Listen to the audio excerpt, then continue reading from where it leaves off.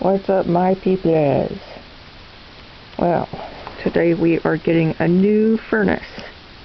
The old one has been taken out, and that's the new one.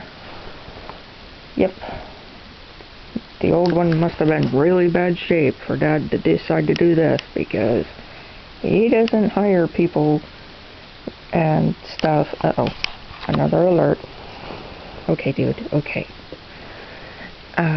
He doesn't hire people and stuff unless something's really, really, really wrong and he knows he can't fix it himself or something. So this is major.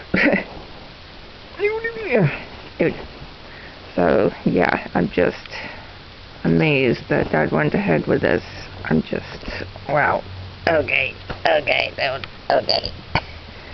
Be good Lord, I guess my disabilities are really acting up, huh? So, yeah. People will be back in a minute, but they've been taking all this stuff out, the old furnace stuff out, and gonna put that new one in soon.